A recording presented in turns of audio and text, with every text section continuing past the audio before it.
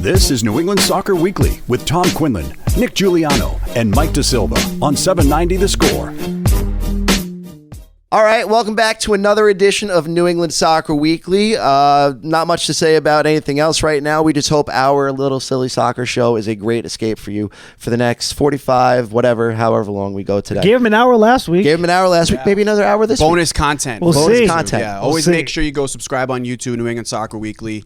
Bonus content. You get to see YouTube. Tom's veins when he gets really mad and yells, and it's a beautiful thing. I think Tom's going to be mellow today. This is going to I be a hope good so. week, maybe. Well, look, he dressed up for I us. did dress up. I don't know if Nick played video games. He's probably going to tell us he was reading books. I played FIFA, Okay, maybe Fair. then you'll understand this. but I did read books, and I still do. Maybe you'll understand this analogy I'm about to make. You know when you're just playing a season, you're in manager mode, Yeah. and everything's going great. Yeah. You get halfway through the season, Turn off fair teams in trades. like first or second place. You think, okay, we're starting to build a dynasty here. We're starting to build a championship team. And then all of a sudden, for some unexplainable reason, the computer wants to F with you. Yes. And you can't win a game. All of a sudden, your best players are just Injuries. getting injured Yeah. for no reason. Been there. And then all of a sudden, you're forced to shut off the game. Oh, boy. That I is feel what I feel like you threw the controller. Oh, and boy. then I shut may the- have broken a controller or two or five along the way. All good. And I think that's kind of what every Revs fan feels like today. Every? I mean, how could you not after I'd say a another majority. loss last week? This one, complete domination by Orlando. We said it last week. I mean, if you're watching the show, we told you that Orlando was going to come out and dominate a very wounded New England Revolution team. That's a second place team, and they proved it last week. I'll give them the first 30. The Revs looked good. And then after that first goal went in, the whole game changed. It got ugly And then it got fast. ugly fast. It is nice to watch the future of U.S. soccer with Duncan McGuire, so we'll see how he does on the youth level. But listen, you have not won back-to-back games since July. And for anybody else that's still at this point that's saying, you know what, I really don't care what happened behind the scenes with Bruce Arena and Richie Williams, whatever, we just got to pack it up and figure out what's going to happen for 2024. You're crazy. The fact that we have ended up in this point is unexplainable to me. And we have a lot to figure out along the way. Well, But guess what? we have a good guest to We have break a it great down. guest We have to a great figure it out one. with today. Alexi Lalas joining us on the podcast this week, celebrating his 400th podcast. 400. Yeah. State of the Union. Yeah. Gentlemen.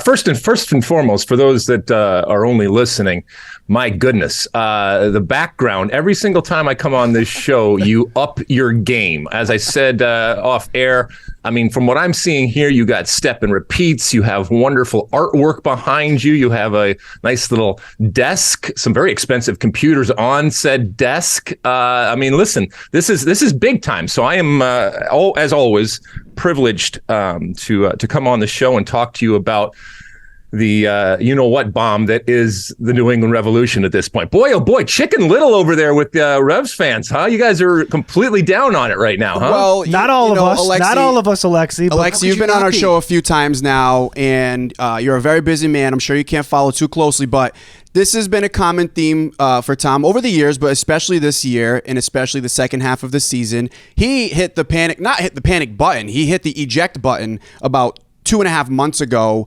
So you're just witnessing it now, but we've been witnessing this in here for about a few months now. Well, the timetable might be a little bit off, but I think what I you don't saw know. 2.5 months, maybe like a month and a About half 2 ago. months. I mean, We're talking July. back It's October. July, you definitely put up the panic signals. Like, I So think you should have you saw it just right made his away. point. You went right to eject. But the eject is like I feel like I have completely lifted myself out of the situation. That's where I was probably late August once you saw where So this team was after Colorado. Explain where you're at to Alexi. Let's see what he has. We've been doing this, Alexi, by the way, with guest after guest after guest. So go ahead. Let's see what That's all happens right. now. That's all right. What has happened to the New England Revolution is indescribable. How could a team that was so mentally strong, and going back to some of your commentary over the years, you're quick to point out who's mentally, you can seek that stuff out really well. This locker room was so mentally strong. You thought that nothing could break this team down. And then when you needed them to step up the most, they fall flat on their face at home versus Austin. They fall flat on their face on the road versus Colorado. They can't close out the game versus Minnesota. on-field performances don't reflect what this team was before Leagues Cup. And then you add in the fact of all the things that they want to try to hide behind the scenes, which I think they didn't do a great job of, because I think we all know the truth here. How did we get to this point? All right, so for something that's indescribable, you just did a good job, at least on the surface, of describing some of the problems. And I'd be interested when your mind exploded, and what was that catalyst? What changed it for you? Because you mentioned Leagues Cup. And, that was something that was completely unique, but, this is something that all teams have had to deal with. And suck it up, Buttercup, figure it out. And obviously that comes at a time in the season where everything stops down and players are looking around like, how are we supposed to, how seriously are we supposed to take this? And, fighting on multiple fronts, all that kind of stuff. Was it that? Was it, change in personnel, goalkeeping situation, those types of things? And then, not to bury the lead, let's be honest, a cataclysmic type of change off the field that has to affect everybody, regardless of what anybody says. Now, all of that individually could be used as something to point to. But to your point, there's too much talent for this team to be suffering. I love going on the site and the MLS site and going to the form guide, which shows in color coordinated type of ways what teams are doing. And when, for example, you look at the New England Revolution, there's not a lot of solid. They use solid for wins. There is not a lot of solid when you look at it. And as a matter of fact, in terms of trending, they're going the exact opposite way that you want to be when you are going into a playoffs. And I do think that there are excuses that they can point to, but some of this is self-created. And some of this is, every team goes through moments on and off the field that you could point to as to why things aren't going well. But I think it just comes back to the fact that right now for this team, they are going into the playoffs not in a good, solid, healthy way, both physically and mentally, and that doesn't bode well for the future. Except that sometimes. And the soccer gods have not smiled on New England Revolution this season, but sometimes the soccer gods flip the script and say, you know what, that definitive end of the regular season, everything gets thrown out and they either capture or recapture that spark that you are talking about that you saw early on that obviously has gone away. You got to cross your fingers that that's going to happen. And I'm not betting on it, but it could possibly happen given the talent that they have. Well, that's kind of been my point too, Alexi. Obviously, I think we're all in agreement over the last 2.5 to 3 months, the trajectory of play on field for the Revolution, for all these things we've discussed, it hasn't been there. The results haven't been there, but your objective to start the season, because your objective overall is to win MLS Cup, is to make the playoffs. The Revolution made the playoffs, and something you said to start interested me. Is there enough talent on this team with 2 games left in the regular season for them to put things together to make a run in the playoffs? What do you think? Yeah, I mean, I think so. I mean, you're looking at obviously players that consistently have performed in Major League Soccer and heel and these types of play. Even a guy like Bobby Wood. Let's be honest. Remember when Bobby Wood was the I mean, he was like the guy, right? Yes. He was the guy, especially from a national team perspective. And then he went over to Europe. And, we talk about all the wonderful things that happen when you go over to Europe, but it doesn't always work out. And here's a case in point. And yet he's come back and he's kind of built his way back into a serviceable and certainly, I think, talented player that can help a MLS team like this. And within this season, there's these moments and these sparks and these positive things and Buck and these types of things. But as a team, we all know it's about winning MLS Cup. And don't let anybody tell you that it's about the Supporters Shield. Okay? I'm right there with you. Supporters Shield is great. You can, show me a team that celebrates the Supporters Shield, and I'll show you a team that bombed out in the playoffs. Well, yeah. Okay? That happened years ago. Alexi in 2021. That's what happened. And I was so. If there was no playoffs, different story. But there is. And they lost that game. The day they celebrated the Supporters Shield, they lost the game. They lost momentum, and they got historic regular season meant nothing because they got bounced early. So. Yeah, I mean, I would not put money on the New England Revolution. I think that they are a not shattered, but certainly battered type of team. And I think that they are looking around saying this season that started out with such promise and then just went into the crapper for a number of different reasons on the field, and that off the field situation that again is I look at it from the outside. I don't know, what the situation is on the inside. Anything else that I read, and you guys read it all, but it just seems like such an unforced error. It just seems like such an unnecessary type of thing to have happen. And I'm not downplaying whatever seriousness there is that things that happened, but a team, and a good team, is still a fragile machine. And one little piece taken out or not functioning correctly, that could really hurt the power and the confidence within an actual team, despite all the talent that we're talking about. Well, let's do it. So, I mean, that's really the crux of the situation. That's really why we're sitting here today questioning everything about this team at the end of the day. And I say it every single time we talk about this topic. There might have been something that Bruce said to Richie that really does require Bruce to make an apology. With that said, did this have to come to this point? So many different ways, in my opinion, that this could have been handled. First off, let's get your take on this. Did the league do a poor job in having in my opinion, the Revs were hamstrung to whatever the league did. It didn't feel like Richie was forced to coach this team. Richie Williams, when Bruce got put on administrative leave, Richie Williams takes over as interim head coach. But after the reporting comes out that Richie's involved in the situation with Bruce, players, whether they want to say they held out from practicing or not, Richie Williams was forced. It was a rest day. What do you mean? Richie Williams was put on the payroll and out of sight, out of mind after. So he was never forced to be coaching this team. This could have gone in a completely different direction, where Clint PA, who was put in a horrible situation, is now coaching this team and forced to manage egos and watching Vrioni having meltdowns on the sideline. Like, these guys should have never been coaching this.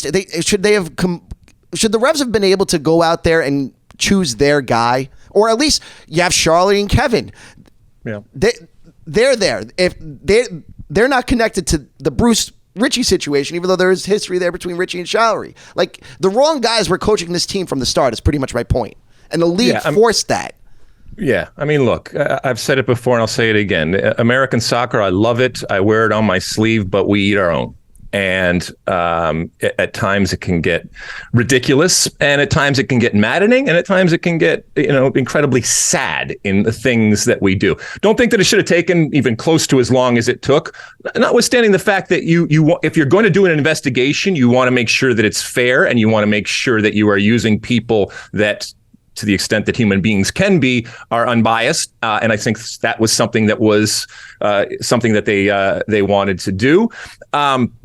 When it comes to, what Bruce Arena is and what he meant, I think if you see the way the players have reacted, and players, I will say this, players are able to compartmentalize and to able to at least forgive, and oftentimes just forget in the name of competition, in the name of winning. And in a certain extent, players are ruthless in that way. And that's kind of what you need to be in this very human type of situation that is going on right now. And there's plenty of blame probably to go around. I think right now the situation is you clean house. I mean, you get rid of absolutely everybody. And that's just the situation from a competitive standpoint. If this is untenable and cannot go forward like this with everybody that's involved in terms of the leadership, and everybody is involved that created this type of situation. And by the way, if this is such an egregious type of thing,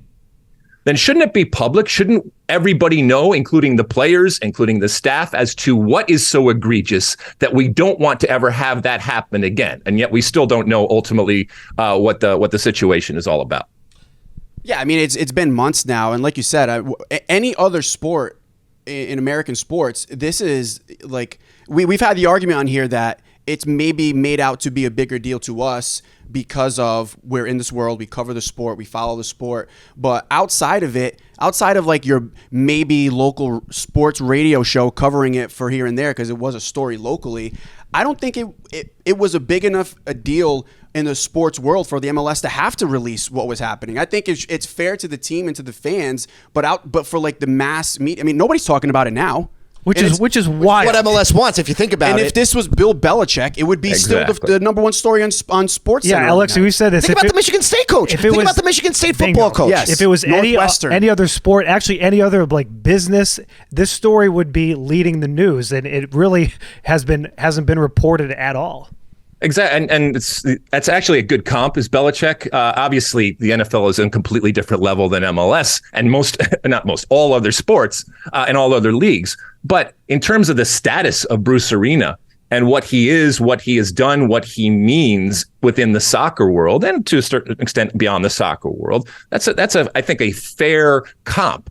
And had this been a Belichick or somebody else, you can bet your ass that the information or more information would have been disseminated, more information would have been found out by, a much more eager, and let's be honest, a much bigger type of press pool that is out there going forward. And MLS, or maybe even the New England Revolution, they want to get by this, and I understand that as fast as they possibly can. But what's on the other side? I know we're talking about playoffs and we're talking about an MLS Cup. What's on the other side? Because there's wonderful things, I think, in the future for the New England Revolution, and knock on wood, that stadium's coming, which fundamentally changes everything. There's wonderful players. You're in kind of a good moment when it comes to the team, notwithstanding what's happened recently. So who now brings that to fruition? Who now continues on? Who now is in charge going forward, given what has happened over the last 6 months with this team off the field? And again, I mean, I don't want to throw the baby out with the bathwater, but there comes a certain point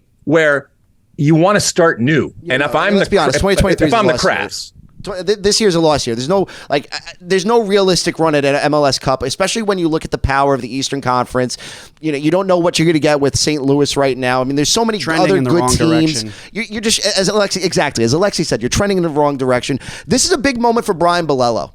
I don't think Kurt Analfo is the technical director moving forward. And the Petrovic deal is a big reason why. And I want to get to the Petrovic deal in a couple minutes. But this is a big moment for Brian Bolello. We on this show did a whole breakdown of what the next coach needs to be. Yeah, do you have the whiteboard to show? I don't have Alexi? the whiteboard, okay. But here's the breakdown. You need a veteran coach who has won, because you have a bunch of veteran players on this team who need somebody to see out the cycle. As Carlos Hill said to me a couple of weeks ago, you need to have somebody that is going to help close this cycle with this team. 2, you need somebody that's going to get the Crafts to invest, because they need to look at a shiny car to be able to justify spending millions of dollars like they did with Bruce. Bruce was a shiny car to Robert Kraft and Jonathan Kraft, and that's why Bruce was able to get a lot out of the Crafts. You need the scouting network that got you Dylan Barrero and Tomas Chenkalai and Gustavo Bo. You need to continue that. And quite frankly, you need a star coach, because you're not getting a star player to come here. You're not getting the Busquets, the Albas. Those guys are not coming here. So you need a star coach that is going to bring in the market. And that's going to help bring in the names. You see old gunners out there. Yes, I see the Mourinho rumors. I'm salivating at it, because I would love to see Mourinho here in New England, no matter how much money the Saudis want to throw at Mourinho. He's going to Saudi, that guy. You need a star coach here. You need a big splash, because you need to make up for what you lost with Bruce. You have a lot of goodwill in the market that you've built up over the years, especially winning Supporter Shield. You have to top that, I think, by bringing in a big name coach. So you've basically thrown out the rest of this year, and that's fair. I don't think necessarily that I agree. But what happens if they do go on a run? We've seen it before. What happens if they do go on a run and they win MLS Cup? Is that going to paper over the problems that it has? Would you be in favor of Clint Pié? I mean, if he takes this team and leads them on a run to MLS Cup, on continuing on with what's happening and onward and upward with what exists right now? I don't think that. Yeah, I don't think Clint Pié would want that, to be honest. I think he was happy coaching the Revs too. He likes being a part of the academy. If he wins MLS Cup and they throw money at him and he's going to be the head coach of the Revolution, he wouldn't take it. I mean, he doesn't want that. He's setting up a hypothetical. The Revolution hold on. The Revolution win the last 2. They win the MLS Cup. You don't bring that guy back? And you don't know what team is coming back. To me, it's like But Carlos Hill's coming back. Hold on, you guys. This is the hypothetical that he's painting right now. Right. So you don't bring him back? I don't see. There's no way I can bring myself to see a path in which the New England Revolution win any type of trophy in 2023. Okay, well, he painted the hypothetical. They do. Do you see? We're Wait a second. This is a New England Revolution. That could be in third place, right? They win 2 of these games here. They have a game in hand on other teams here. They can at least firm up some home field advantage going into the playoffs here. So things can happen. We've seen this happen before. I know you don't believe that it could happen, but if it were to happen, do you continue on with the with what's in place right now, or is it so tainted that you have to clean house? It's so tainted you have to clean house. There we go. Okay. And I get that. That's fair, but it's really, really difficult. I'm telling you, when a team does really well in the playoffs, it sometimes shades everything when it comes to ownership. And it takes some big balls to, especially if they were to win MLS Cup, to turn around and say, no, we're not going to continue on with this. And on the other side, there's not a chance in hell that Clint P.A. or anybody else in that position isn't saying, where do I sign? That's a fair point, but also it seems like a lot to take on. Yes, the MLS Cup. Seem happy. But it also just seems like a what project makes that's people not happy? his. You know what makes people happy? He's a Band-Aid right now, and guess what? I don't know how much credit he would get if they were to win the MLS Cup, because you're still looking at the veteran He's core. the caretaker.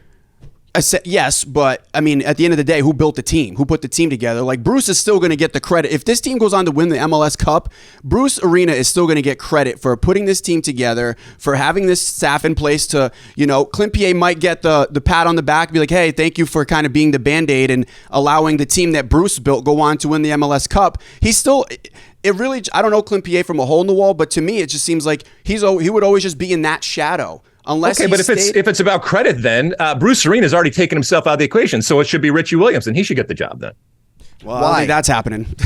Well, but if it's about credit and who was there and who formulated all this and who was behind the scenes, you can't do Bruce because he's already gone. He's already submitted his resignation. But Richie's still there. That's true. Okay, see, I understand what you're saying. But you're taking the glass half full approach. You're trying to tell him. He reads your tweets. Maybe this. Yeah, he came in prepared. It's very good. I can't. Nashville. On the road in Giannis Park this weekend with no DeJuan Jones. And even if Vatslik is starting this weekend, to start on the road against Hani Mukhtar in Nashville, a guy that Charlie Davies is already saying, I don't think he's got it. And then next weekend against Jim Curtin's guys with Kai Wagner and Alejandro Bedoya, maybe with something to prove on their way out. Like, it's, again... Yes, in a hypothetical world, would Clint P.A. do you still have to blow it up if Clint P.A. even won an MLS Cup? Sure, but they can't even get to that point. And that's why I think you need to focus on the future now. Because I'd rather them focus on winning in 2024 where, you know what, Gustavo Bo, thank you for your service. One of the all-time greats for Revolution history, considering what he's done in the run that they've had while he's been here. Yeah. Yep. But you're going to open up a designated player slot. Chankalai is going to move over into a designated player slot. You're going to get Dylan Barrero back. There's so much that you can sell to the next guy. It's an opportunity to really strike for a good coach. Absolutely. Okay, let me give you another possibility then. And I know he and Dave have gone, but if Shari Joseph was named ahead, is that big enough, or do you need like a big name, different. national, global name? That's a system guy. That was supposed to be the succession plan, but that's not. That's out of the question now. That was who we were hoping. But why is that out of the question right now? If it's a clean slate and you start off at the end of the year and everybody gets canned and they all start anew, shouldn't he therefore be, I guess, recycled? I think so, but here's the problem. I think his public support for Bruce was a problem. And really? I think why? Well, because they chose a side. It was a couple days after that they let him go. Ways. When the same day they announced Richie was moved off of head coach, right? Dave and Showery both exit, which never made sense to any of us because if Richie's not the coach anymore, why wouldn't you've just given to Showery in that case? And if and to be honest. Is Showery going to be jaded? Is Showery angry at the Revs? Like, would he want to come back at this point? Well, I mean, look, I think that if there's there's only a certain amount of MLS jobs available, right? And whether it's Showery or anybody else, even if it's New England, I don't think it's disqualifying what happened. Even though he was pushed out, let's say, for his public stance, because I do think that there is some affinity. Maybe not public, but there is some affinity for, not some, I think there's a lot of affinity for Bruce Arena. But just because there's an affinity doesn't mean that reflects the business decisions that you ultimately make and the public relations decisions that you ultimately make going forward. And again, once they get to the end of this season, MLS Cup or not, then some of the real changes can ultimately happen when it comes to, I still think that he would be in the mix. To your point, would he not take it given what has happened? I think even that's a hard call, because does he have a bunch of other MLS teams coming calling for him? I don't know. I don't think so. But yeah, I just think he was, and it goes back to why couldn't he? But why couldn't he just be? I'm sorry, Mike, but why couldn't he just be the guy after Richie's out? Why did he have to be why did they have to step down? Well, there was officially still an investigation happening. But what did they have to do with that investigation? It's Richie and Bruce. You just mentioned it. You said the public stance that he took in supporting Bruce during an investigation. But he's just saying that shouldn't be enough to disqualify you. For going forward, like next season? Or even now. Well, you just asked why wasn't he the one to replace Richie originally? Right. Because they let him go. That's why he didn't replace him. Correct. But the point is that they should have never done that. Right. Because you wouldn't be in this situation. I wouldn't be in this situation asking for a star coach today if you just would have went with the simple solution of replacing Showery. Well, there also could be details of there are things that we don't know. Maybe there was a mutual agreement there too. If Showery's publicly supporting Bruce and there was something happened between Bruce and Richie, why would he want to stay on that staff with Richie there? That could very much be part of this conversation too. But Richie's out of sight, out of mind, and we know what the problems are with Richie and Showery because the Athletic reported it. And whether or not, again, they want to give credence to it or not, the Athletic's been pretty spot on so far. I'm going to go with Bogert. And if there was near physical altercations between Richie and Showery, that's it complicates it. But again, it shouldn't have been disqualifying for Showery at the end of the day. How damaged do you think Bruce Arena is right now? Well, he's got to write recommendations to get back into the league. Is that not ridiculous too? Why is the commissioner of the league making the winningest head coach of all time write a recommendation to get back into the league? That's fine, but let's say I don't know if Toronto wanted him as their sporting director or something, or DC United wanted him to return to the scene of the crime. But so I mean that's not completely out of the realm of possibility. So then he has to write a letter to Garber. And, they get together and whatever, they'll take their time, whatever. And then they're going to approve him coming back into the league, I would think. I don't think that they're going to stand on the situation right here and stand on principle right now and say, no, you can't possibly come back in. I think it was a because he voluntarily, quote unquote, voluntarily resigned. I think that garners some goodwill in terms of that sign off if and when he comes back in the league. I'm not saying that DC United, I do think that unfortunately for Bruce Arena, that he is damaged goods right now, but I'm not saying that there aren't people that would love to kick the tires on a Bruce Arena coming into a project out there. But would he want to? I mean, he's getting up there in age, and I know that he kind of scoffs at the idea of retirement and, he doesn't really like to talk about it, but it's something that, does he want to get involved in another rebuild, or not necessarily a rebuild, but even a team that's not on the cusp? Like, the teams that are going to be available are not necessarily going to be winning MLS Cup next season. Like, does he have it in him to go through another process of scouting, putting a staff together, building a team? I think more than any other league in the world, it enables you to do something much quicker given the structure of the league. And if I'm Bruce Arena, and I've known him for years, it would burn in me that I don't want to go out like this. I want to have one last chance. I want to have one last fight, if you will.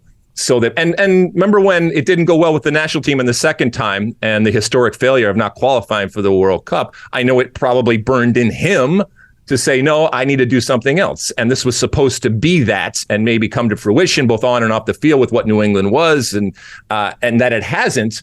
I just don't see Bruce Arena shying away or crawling off into a corner and not saying, hey, I want one last chance here. Well, I mean, listen, if what Kenny Arena wore during the Supporter Shield ceremony is any indication, he'd be welcomed in Cincinnati in some back office role. When Cincinnati raised the Supporter Shield last week, Kenny's out there wearing a BA pullover. So, you never know. Cincinnati wants to be an option. It is his dad. It is his dad. But you know what? It's like the public support for Bruce has outweighed what apparently he's done. So I think that all needs to be kept in perspective when we're all looking at this. Like it's just so crazy, because even if you're saying Bruce could get back into the league next year, this was all for naught. You blew up a franchise that you really, if you're MLS, need to be successful in order to garner more eyes. And just the whole handling of this is so embarrassing, and it really ruined something that was. Hey really guys, good. guys, can I ask you a question? Because I deal with it on the State of the Union much more from I guess it would be a 30,000 foot level and what's going on, and I'm really interested in not just the revolution on the field, but the revolution and in 2023, what the revolution is. Obviously, many years ago, before you guys were even born, I was running around in Boston, and what the revolution was then, and I've seen it grow from the outside. What is the relevance of the revolution right now in 2023 relative to what they're doing on the field, what they're doing off the field, even with the Apple deal right now, all of these different things? When you think about what the New England Revolution means to New England, and not just the soccer community, but the greater community in general, do you think that it is on better footing right now, equal footing, worse footing right now than in the past? And why is that? I know it's a long question and maybe a bunch of questions. Let me answer this, because we know where you're going to go with it, and I think we just need a reasonable take first before we get yours off. Alexi, as you know, we're very familiar with this area. It's known for its historic franchises. You have the Bruins, the Celtics, the Red Sox, the success of the Patriots. So it will always be fifth here. And I see that for the foreseeable future. You could bring a stadium to Boston. You could, sell it however you want, bring in a star player. It's always going to be little brother, sister here. That's just how it's always going to be. I think the success that they've had the last few years, the name of Bruce Arena, has maybe brought in a few more eyes to the product, and people are a little bit more like. Some of my friends that don't necessarily follow soccer as much might be like, "Oh, I saw the other day the Revs are in first place. Like, that's cool." They might bring it up, but they're not.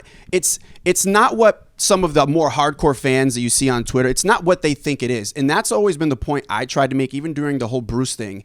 Is like, people online, in Twitter, that this is their life, and that's great. That's a lot of franchises are built off of their diehard fans, right? That's who you can count on every year to go to the games, to subscribe to MLS Season Pass, and to come out and support.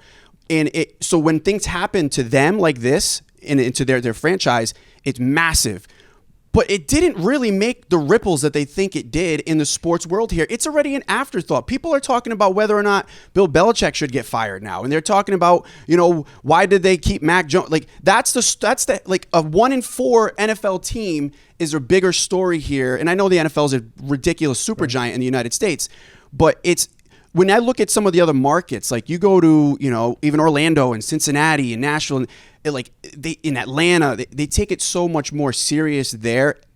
To the average fan, which has been the trigger word here, because I would think that's misunderstood at times. The average sports fan here doesn't care, and they're not going to care if Bruce is. They're not going to the games to see Bruce. They're going because they want to see potentially another championship in New England.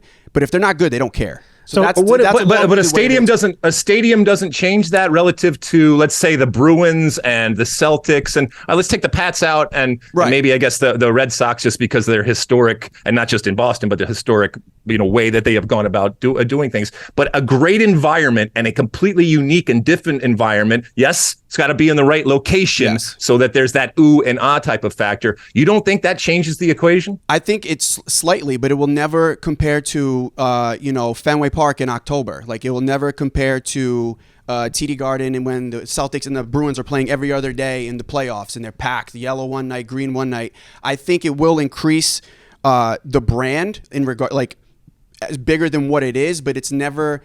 I just don't ever really seeing it being in the mainstream as popular as we want it to be here for the foreseeable future. I mean, it's going to take. The MLS is only 27 years old. Sure.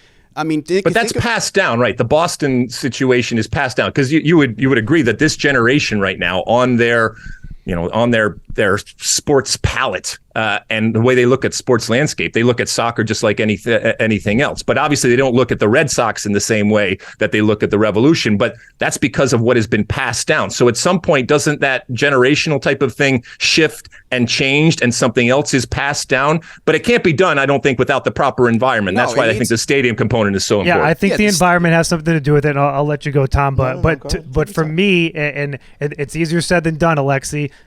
You got to win. And I think in this area more than anything, you see that. And Mike brings up a good point about, it's still in its infancy in comparison to the other four sports. Globally, soccer is the biggest sport in the world. Here, it just isn't.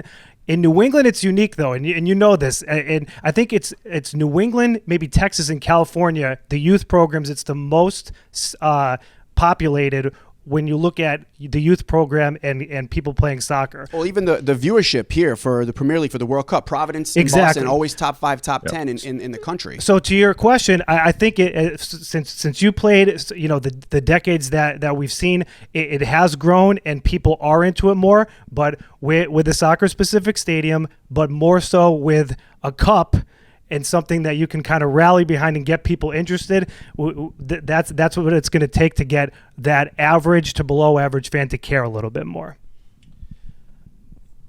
I would say in 2019, there was a major turn. When they made that push for the playoffs and they started bringing in different players and you went on a really nice run that ended out in the first round versus Atlanta.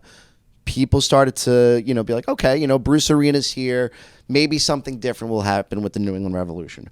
2020 was what 2020 was, and you were able to even put together a nice run then. This next year is why I went to where I went, because this is when you really saw people come in. 2021. Bingo. You get guys that you can rally behind. You're now familiar with the name Matt Turner. There's this kid, Tajon Buchanan, who's a firecracker running around on the field that you can get, behind. Adam Buxa was coming into his own. So the fans... Heel, obviously. Gustavo Bo with the game winner versus Montreal in extra time in an empty during the COVID years. So now you've got a team that you can rally behind. 2021, people rallied behind that team. Winning. Gillette Stadium starts not looking like a barren, cavernous, just hellhole in the summer. Slightly less. 2022. New video board's sick, though. New video board's sick. Yeah. 2022 was a transition year because you move on from Matt Turner. He gets screwed with the U.S. national team. We'll talk about that on a different day. Buxa getting sold off. It was a transition year. 2023, the attendance was amongst the highest in the league. When you take out the dome, right, and you just take it strictly what they were doing on a consistent basis, they were putting in on average between 25 and 28,000 every week leading into July. Obviously, April and March in New England, and Bruce Arena even tried to play that down earlier in the year. But this was approaching a record year attendance-wise. From a media standpoint, the media was enamored with Bruce. They were enamored with the system that they were building. All of this happens with Bruce. A lot of people got turned off, I think, because there wasn't answers. All of a sudden, the guy that made the sport relevant in the area is gone. They start losing. Georgi Petrovic is gone, which, again, I don't think is a deal that Bruce would have made because winning MLS Cup is tantamount. No matter how much money Chelsea was throwing at you, you weren't winning an MLS Cup without Georgi because of how many shots the Revs allow every single game. I think some of that, I think just the way the team unraveled left a poor taste in everybody's mouth. Yes, has it left the lexicon and left the front mind of everybody, this whole Bruce Arena situation? Sure. But in the moment for when it was happening, I listened to the Sports Hub, all right, which is the leader for sports talk in the Boston market. And they're embarrassed and they're like, they don't want any, they shut out the Revs now again because Bruce Arena's not there. I mean, is that the proper approach, though? Hold on. The media does play. I think that for this sport in this area, the media plays a factor because it dictates the market. Whether or not you hear them talk about, Scott Zolak's out there calling Richie Williams Richie the Rat. All right. Well, and that's what they do, though. That's their thing. But it's not about that being so they their like thing. the scandalous. They went from being really invested in this team because they, felt like Bruce made the sport relatable for them because they're the average sports fan that you're talking about. And now all of a sudden, all of it, is taken away. They really don't understand what's going on, and they're not going to take the time to figure it out. Well, what if? But that's the point. That's the point I'm trying to make. Is like they were invested in. You got to keep those people. First of all, I think they had to do a lot of the coverage that they did. That's another story.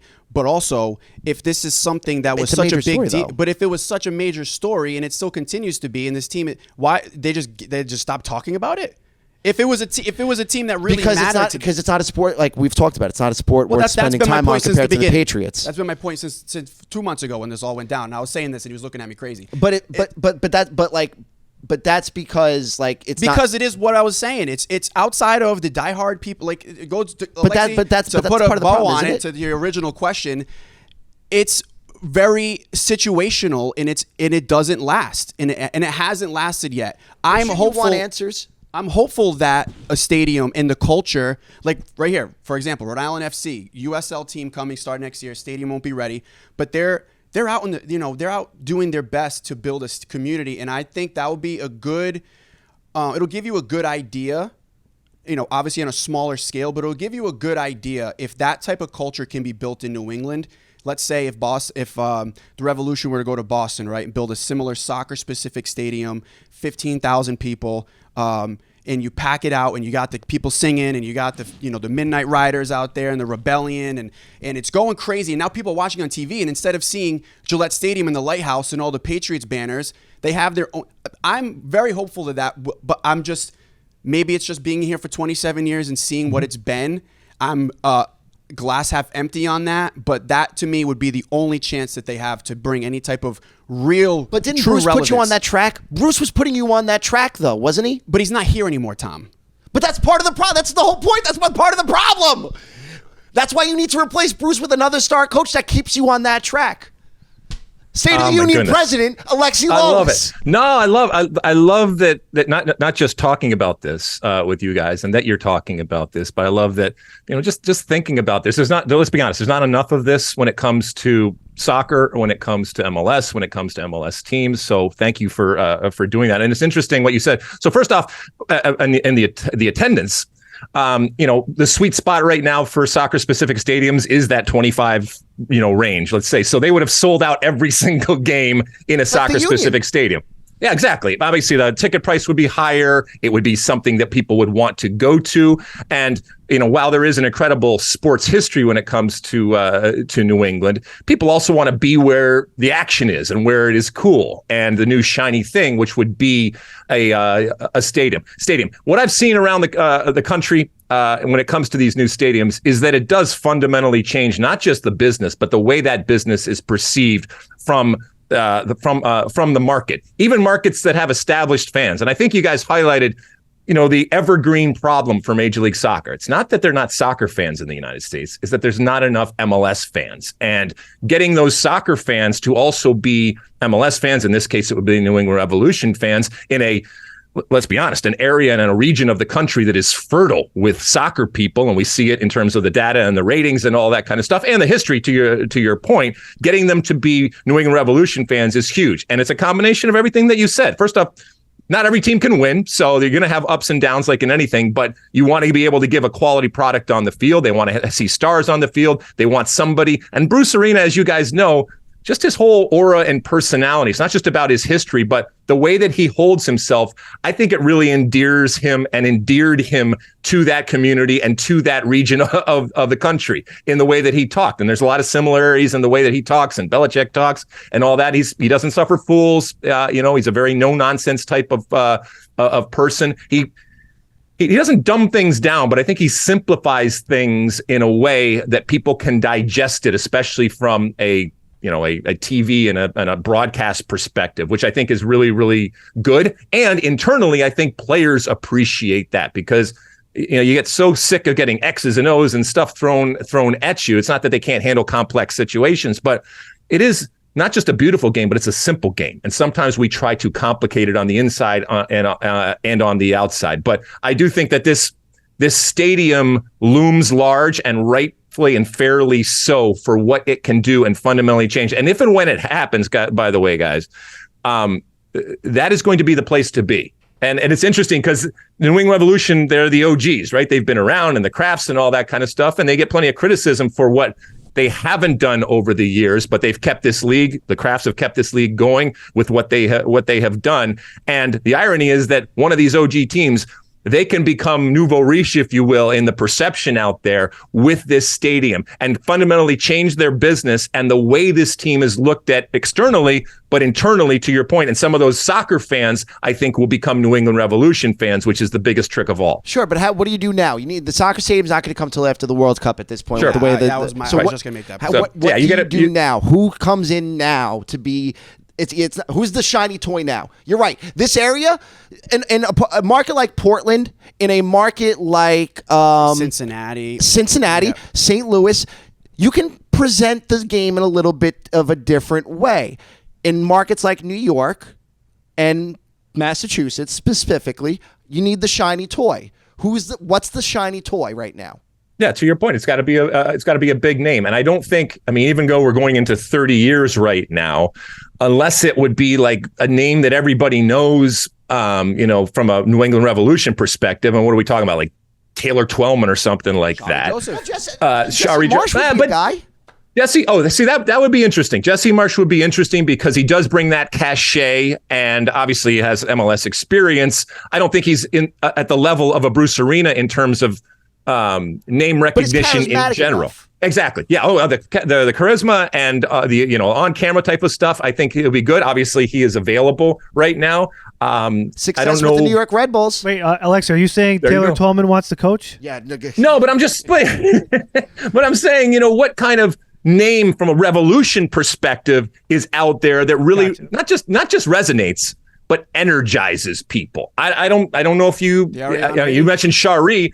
Does he really energize everybody out there? I mean, I love Shari. Yes, that'll cater to the Well, it's got to be more than the fan base, right. Though. I mean, you've already told me how Bruce Arena extended beyond the fan base, fair, and at least elicited some interaction or reaction, or at the very least, a little bit of interest that hadn't been there because of Bruce Arena and what he has done, who he is, and the way he holds himself. You?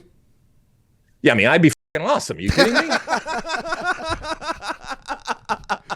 That doesn't look like a shiny job for you. You don't have any interest. No, serious. Why wouldn't you? First off, the Crafts can't afford me. Okay. There you go. So I mean, but no, I'd be incredible. I mean, I would sort that shit out there up in New England. My goodness. So all right. You would throw.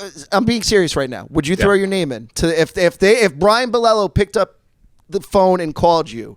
Would you give him a number? You don't have to say what the number is, but would you give him a number? I'd listen. Yeah, hell yeah. Why not? Why would I ever limit myself in terms of the things you'd leave TV? I mean, I wouldn't. I listen to everything. You're great on TV. I love you on TV, but I mean, listen, to come out here and save this. This is a job that last week. Who did we have on last week? I forget who we had on last week. We had one of the Ross. We had Ross Smith on. Yeah. Ross Smith said that he believes the Revs job is an appealing job. You're making it sound like the Revs job is an appealing job. So I mean, I think it is an appealing job given the ridiculousness that has happened right now, and so you can kind of, I mean, you have a good team. Maybe it's a sneaky good team. Already. So it's not starting from scratch when it comes to the players on the field. You have that future and that ramp to that stadium that kind of gives you a cushion and a leeway leading up to it. You do have to live up to what has happened over the last couple of years, the Bruce Arena situation and not the situation in terms of him leaving, but just what he did with that team. But yeah, I think it's an appealing job. Yeah, absolutely. All right, Coach. Let me ask you a few questions. It's two jobs, right? It's two jobs that are open right now. Technical director, coach. I think you would probably take more of the front office side of it, right? So wait, who's still there? I've lost track of who's still there. Is the interim technical director. Clint so what was he before? What was he before? Huh? What was he before? He was the academy guy, pretty much. Kurt. Yeah, Kurt was running the academy. Oh, okay. All right. So there's a technical director position and a head coach position. Yes, Bruce was both. Oh, sporting. Well, you always want to go for the technical director because head coaches get fired a lot. Yeah, there you go. Okay. There's at least one layer of person to blame before it gets to you. Absolutely. I like that. Absolutely. Yeah, I mean, you gotta work really hard in a technical director, sporting director. I mean, hell, in a president capacity. Believe me, I know, to get fired. But don't put it past people, including yours truly, to figure out a way to get fired as a president of a MLS. Yeah, club. but I mean, come on. You've been. Well, no, Tom. This is such a good opportunity for you to come back. Like, this is such a Tommy, walking into. Let's so put much this money together too. out loud, real quick. All right. It's like $40 million in the bank that they've cashed over the years. You don't think he knows that? Yes, he does. Okay, clearly. he does know that. And hey, guess what? You know what would be the best part about this, Alexi, is if this was to turn into, right, you've been so passionate about this stadium and you think that this is the future of the Revolution. You know, you have the name, you're on TV. You would be the shiny toy to lead that charge, right? You'd be a good listen. And then build the a lot of money that goodwill was quickly made here. from the Petrovic sale would go into Oh, your yes. pocket, and you would be the answer that Yes. Towns was looking for. Then he'd have to eat crow for the Yes. next 10 years, and it'd be the best day of my life. We could recreate 1996 when I flew back into Logan and Robert and Jonathan greeted me and put me up right there on the harbor in a beautiful place right there, and it could just all happen again 30 years later. Amazing. All over again. Today, call him today, Brian. Please. Well, the you know, second you watch listen, this. we're gonna share this on the I Twitter understand. world. That's what I'm so- saying. The second he, Hey, but I think we know the clip. yeah. Wait, so let me ask you this. Let's go tactically for a second, just to wrap this up. Let's because I'm interested in this. I wanted to ask Alexi this before all of this coaching stuff came up. Why, in your opinion, when you look at the success and the players of the Revolution that they had kind of towards the middle part of the season, playing with two forwards, that over the last few months where goals have just not come and the offense hasn't looked like it did because of the injuries, because of coaching turnover, why do you think they've been so hesitant to play with that two-forward system instead of one? Whether it's Veroni and Bo, whether it's Bo and Wood, whether it's Veroni and Wood working with Heel in that triangle, to me, that's when they were at their best, and they've really strayed away from that. So, playing two up top, it used to be normal, right? I mean, back in my day, back in the 1900s, I mean, that's what we did. We played with two up top. And then, the conventional wisdom fundamentally changed. And with that change comes different angles. And yes, with that change comes different opportunities and advantages that you don't have when there's two. I always thought and looked at it from a defensive perspective in a back four, even a back three, whatever. The marking of two players and the need to pass players on, and I guess the word I'm looking for is the confusion that it can create for the opponents. So I like it, but you do give something up in terms of those angles, and just in terms of your actual mathematics and your numbers up there, you are losing somebody that theoretically can come back into the midfield, and therefore you can gain an advantage when it comes to the midfield. Look, if something's working, you mind that as long as you possibly can, until either it's not working because of something you've done or something because of the adjustments that the opposition has made. So, and it doesn't mean that you don't go back to it. That's a long way of saying, I don't know the reasons why they switched from 1 to 2, and they can go back and look and say, hey, we were good when this was happening and this was the scenario, and we were bad when this was happening and this was the scenario. And it doesn't always work that way, in that you just go right back to the well and you're going to get the same types of results, because as you guys know, a season, even within one season, it can take ups and downs and different different roads and pathways. And what you did in the beginning of the season may be very, very different than what you're doing at the end of the season. So I don't know. Well, again, but to your point, they had that player and have that player in Matt Polster. They've taken him out of that position and put him in the back. So my second question... Well, Alexi's next head coach is not going to do that, so it's all good. Sure. My second is from a defensive standpoint with this team and with the players in place. What do you do with that? Do you play 3 in the back, 5 in the middle, 2 up front? Well, to me, that seems like with the players in place, that would be the best formation for this team right now. I grew up playing a lot of 4 in the back, but I love 3 in the back. And as a matter of fact, my greatest MLS success came with 3 in the back. I don't know if you guys remember, but way back in 2002, I can't remember where we played. Oh, I was there. Was it MLS Cup? It was somewhere out on the East Coast, but we did play 3 in the back with the Los Angeles Galaxy. It was still CMGI Stadium then. I think. Wow. Well, whatever it was somewhere out on the East Coast where we won MLS Cup playing 3 in the back. Now, I love it, but you got to have the absolute right players. And, I was a player in the middle of 2 players. I don't know, maybe your listeners will remember, Danny Califf and Tyrone Marshall. And they were both destroyers. They both had the speed and the strength to deal with one-on-one situations where they're strung out wide with a lot of space, because obviously with only 3 in the back, the space increases out there. And so you need players that have the talent and the ability and the desire, even in those one-on-one situations, to not bite and get the ball over the top, or if and when they are one-on-one, they have the speed to track down players. So I love a back 3, and it just floods the midfield and it suffocates, for the most part, the opposition in the midfield. And look, to be fair, back then we had a guy like Mauricio Cienfuegos who could control the game, and we would just give him the ball, and then we had some destroyers around him.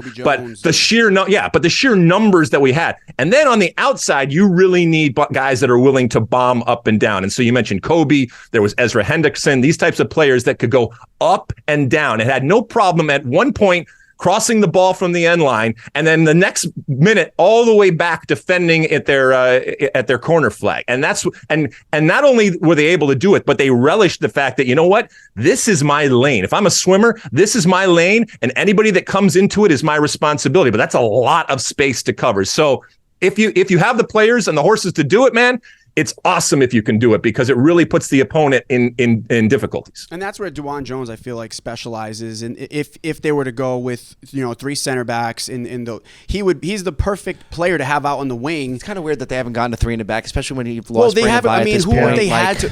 So if you go 3 in the back prior to Kessler's return, I mean, you're going with Farrell, Romney, and then who? Farrell, Romney, and Omar. I mean, he's had a decent year. That's why I threw Omar's had a better year. He's had a better year. I threw injuries in there because that does put a hamper. I think if you had Kessler the whole season, you would have saw them play or seen them play with the 3 in the back more frequently. Then you lose by. It changes it up. Because Romney is that guy Alexi's talking about. Romney is that guy that could absolutely your rock do that. In the middle. And Heel is who is Alexi's talking about. He's the 10, and then you have your 2 CDMs my point. Polster or Parks maybe Polster. Parks, Buck. The ingredients are there. They're there. That's why, again, by the way, they could win tomorrow night. Oh, like, you know, they're winning tomorrow night. By the way, Nashville hasn't. When's the last time Nashville Hani Mukhtar scored? It doesn't matter. They played Philadelphia really tough on the road last week. But again, you're talking about a wounded duck walking into Giannis Park, and if you're throwing Vatslik in that situation, God help this team. All right.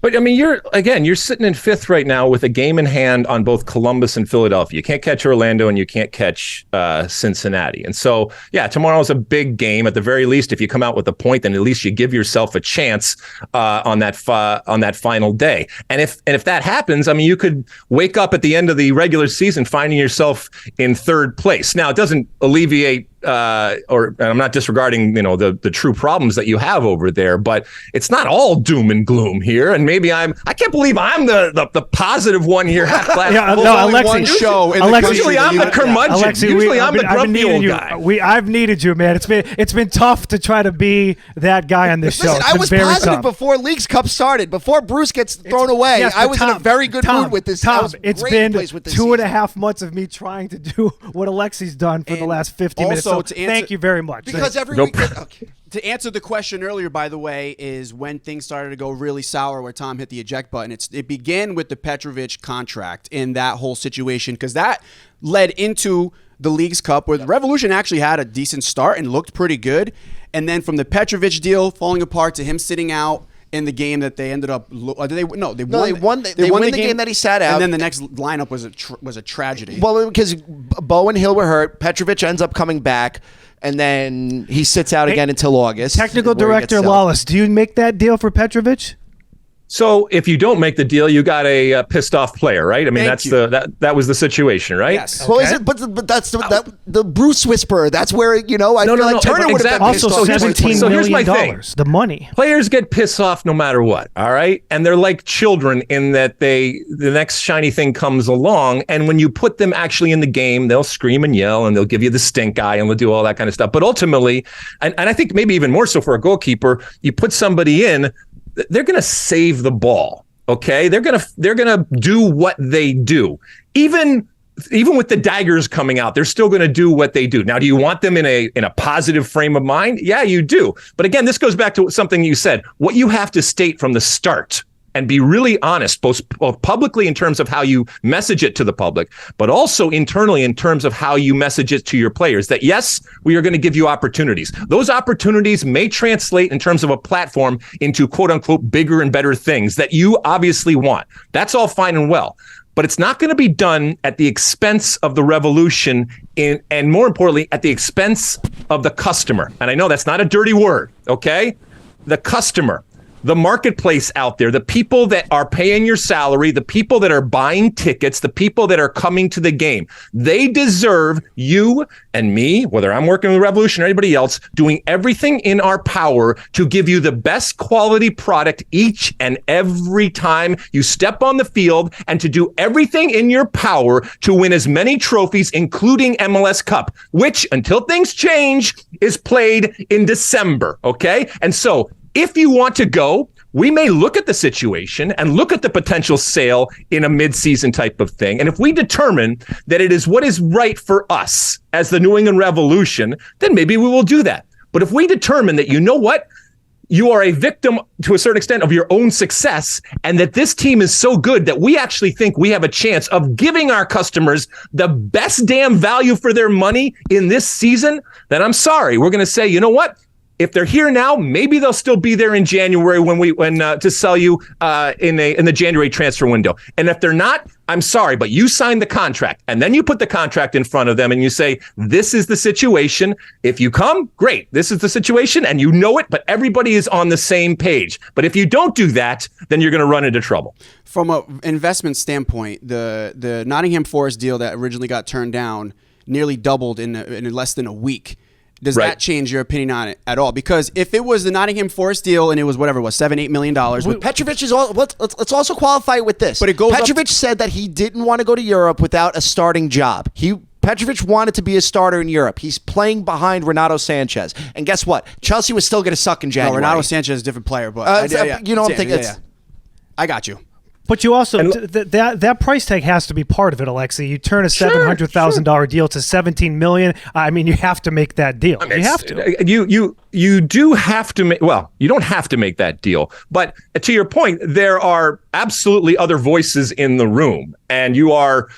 Now, I believe that in that capacity, I would be beholden, yes, to the to the customer and the people that are buying tickets, but I'm also ultimately beholden to my owner. And if the owner says, hey, we are doing this. And the other thing is, I know that there's sporting directors and presidents out there that if they listen to this, they would be shaking their heads and going, well, that's Pollyanna. You're being idealistic in the way that you are thinking about it. And I get that. I understand that. I've been in that seat before. Certainly not in the modern day MLS capacity. So I know things have changed. But if and when you do have a bird in the hand, I know it's very, very difficult to give it up. But I do think that if MLS is going to evolve, if MLS is going to change and to be the quote unquote league of choice that Don Garber wants it to be, at some point the balance has to shift. And teams are going to have to stand on the side of what is best for their team from a competitive standpoint on the field. And yes, it's a business standpoint, because when you give somebody a quality product, and that means a competitive product that has a chance of winning,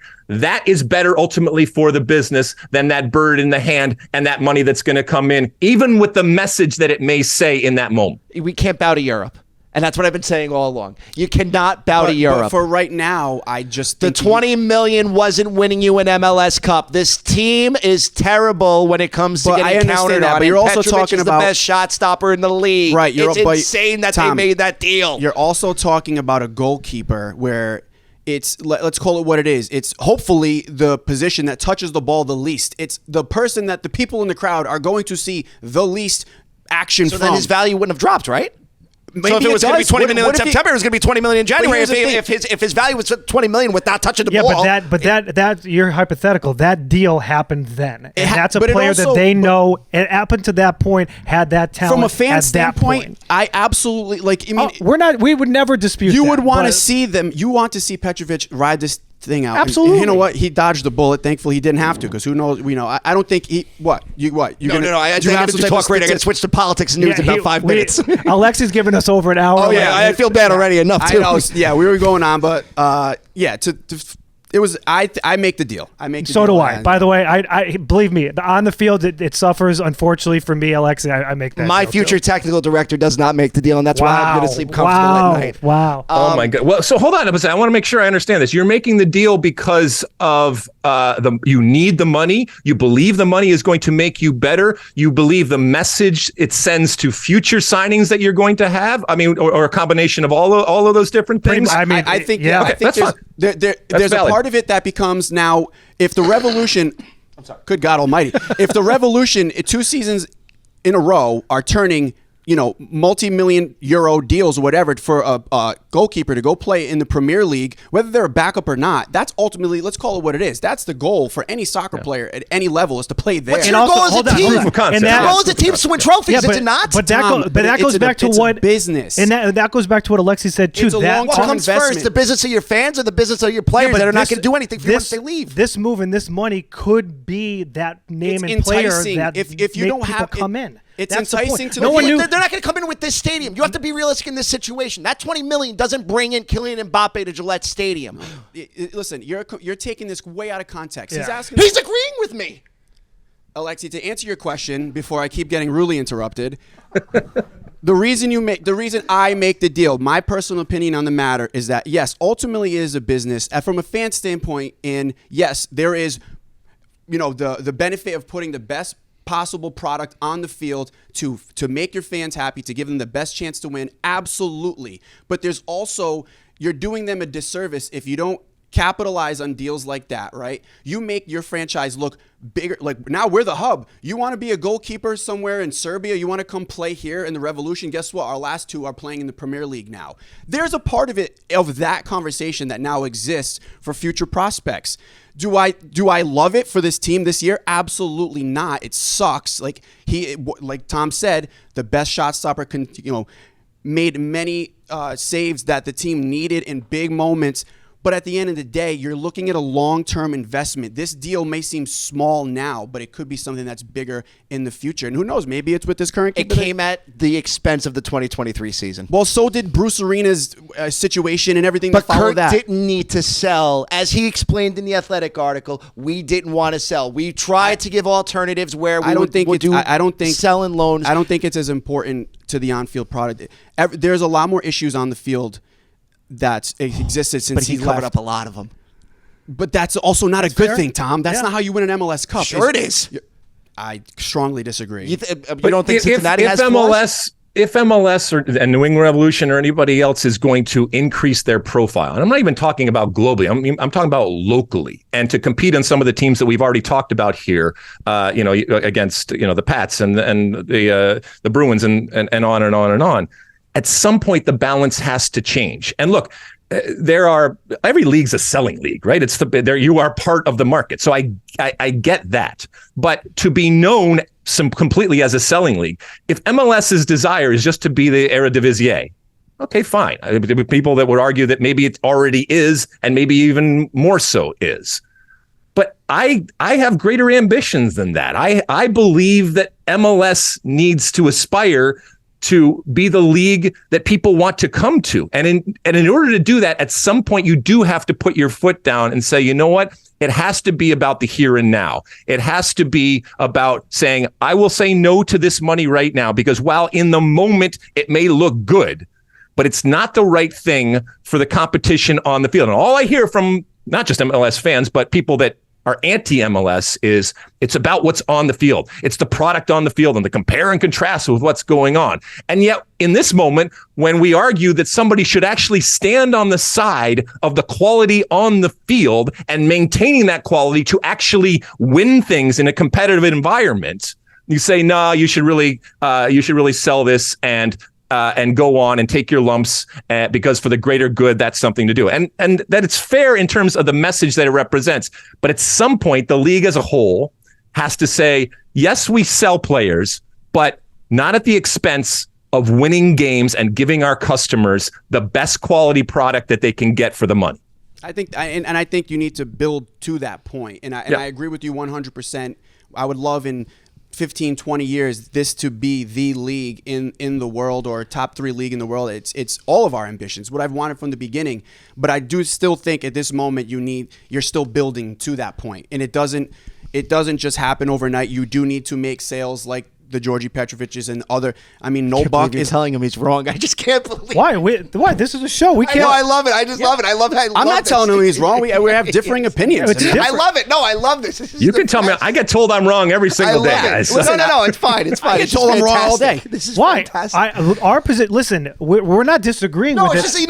just because I've been getting hammered by Twellman for the last couple of months about this, so it's nice to be on the other side of this for a change. Well, again, it's something that you build towards. I don't think it's there yet. There's been incredible steps taken. I mean, the product as a whole, outside of the presentation, which has been fantastic, it's the on-field product has gotten better.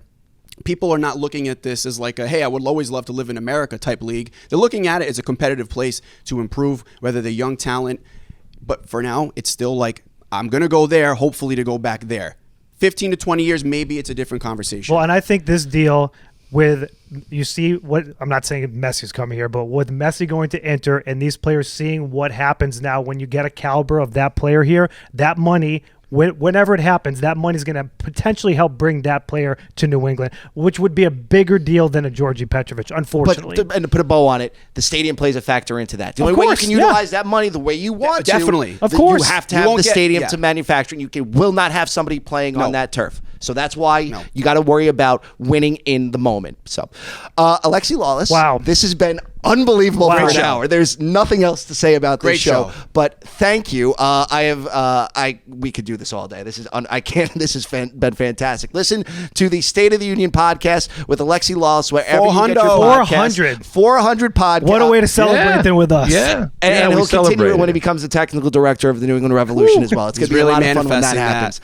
So, oh my God, guys, this has been great. Just to reiterate, I love these types of conversations. We don't have enough of them. We don't have enough platforms.